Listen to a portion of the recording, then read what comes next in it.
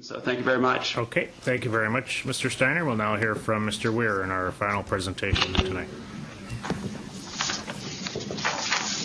Well, thank you very much for having me, and thanks very much for accommodating me by video conference. I've been asked to speak about changes to the Investment Canada Act in the Omnibus Budget Bill.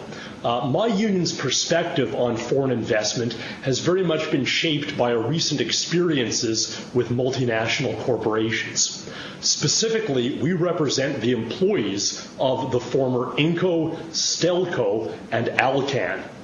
All of these Canadian companies were taken over by foreign companies that made Investment Canada Act commitments. Shortly after these takeovers occurred, the new owners, Vale, U.S. Steel, and Rio Tinto, demanded huge concessions and pushed very aggressively for those concessions from their Canadian workers.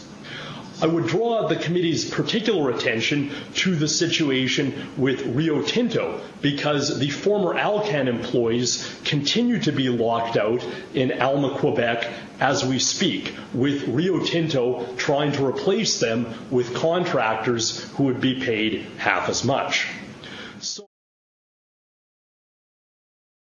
I really find it really interesting, and Mr. Weir, I'm going to direct this towards you. Like, you've been quoted as saying that Premier Wall was flanning the fames of Western alienation because he dared to speak out against NDP leader Thomas McClair's attack on Saskatchewan resource sector.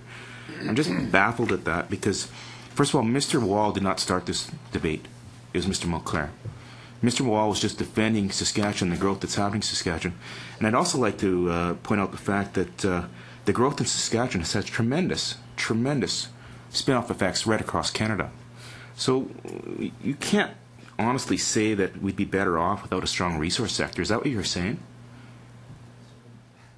Well, no, that's not what I'm saying. And in fact, I'm not sure what this question has to do with the Investment Canada Act or the Omnibus Budget Bill. Actually, it has a lot to do with your credibility as a witness. I guess I'm happy to answer it. It has a lot of credibility as a witness. In fact, Mr. Weir, in 2004, were you not give me a chance to respond then. So well, it seems just to me a second. I only got 5 minutes, Mr. Weir. One at a time, please. Thank you, Ms. Nash. Mr. Hoback, do you want to just clarify your question? Well, the reason I'm going there is in 2004, were you not a candidate for the NDP party in Wascana?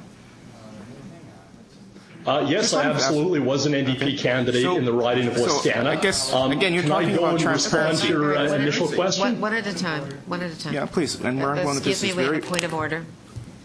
Really? What does the man's candidacy in 2004 have to do with this? I mean, I implore this committee to consider what is being asked. Chair, I'll get there. I'm not sure it's relevant, but it's. Go ahead and clarify. The reason I ask this, Chair, is when we bring witnesses forward, we take them very seriously. And their credibility is very important. And I'm looking at this witness and I'm saying this is not a credible witness because this witness is not necessarily speaking on behalf of the economy. He's speaking on behalf of the NDP party of Canada or the NDP party in Saskatchewan. So how do I take what he tells me and give it credibility when I see garbage in what he's put in previous articles? So when you start talking about the implications in the Budget Implementation Act, how can I stipulate when I look at your history? You're criticizing Saskatchewan, you're criticizing the Premier of Saskatchewan. You've gone through and you've criticized and blamed Saskatchewan's growth for creating unemployment in Ontario, which is totally false. So how do I take you as being credible when you talk about other aspects of the budget? So, Mr. Weir, do you want to okay, first of all, to go back to your original point, I mean, Mr. Mulcair made some very reasonable observations, which is that this boom in the resource sector has driven up the exchange rate to the detriment of manufacturing and other export industries across the country. The province of Saskatchewan itself has lost 5,000 manufacturing jobs since Premier Wall took office. Mr. Weir, we've got a point of order. Excuse me, Mr. Okay. The thing that has happened in this place is totally unacceptable. The reference to this man's work as being garbage. People who come before this committee deserve due respect. That is absolutely uncalled for to say that his work is garbage. You don't even know what this man does, and you're characterizing it as garbage. That's blatantly unfair. Mr. Marston? Our Chair? Point of order. First of all, what I am questioning, though, is his credibility, and I'm actually questioning whether or not he's actually representing the United Steelworkers or if he's representing the NDP party. Yeah, I am going to interrupt and say these are all points of debate. You have a minute and a half. Minute and a half. Okay, Mr. Weir, have you ever been a member of the NDP party, or are you presently a member of the NDP party? Yes, I've been a member of the New Democratic Party for 15 years.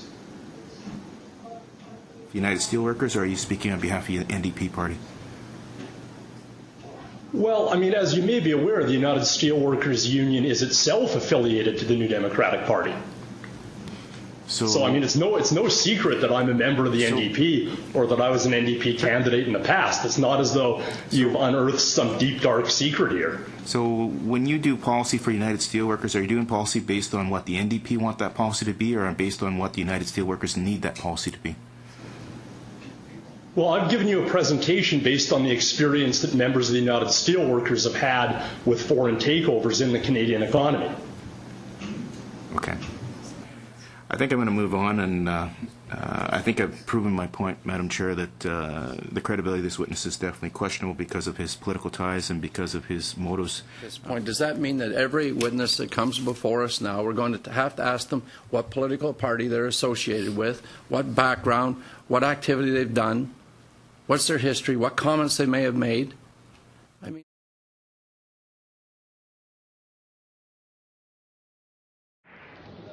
10 witnesses, the Hollywood 10, defied the committee's right to ask about their beliefs.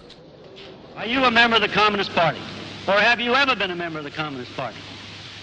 It's unfortunate and tragic that I have to teach this committee the basic principles of Americanism. That's not the question. The question is, have you ever been a member of the Communist Party? I'm framing my answer in the only way in which any American citizen can frame his answer to a question which invades his, absolutely invades Then his you right. deny to... Let us not assassinate this lad further, Senator. Look, you've done enough. Have you no sense of decency, sir? At long last, have you left no sense of decency? Are you a member of the Communist Party? Or have you ever been a member of the Communist Party? Okay, Mr. Weir, have you ever been a member of the NDP party, or are you presently a member of the NDP party?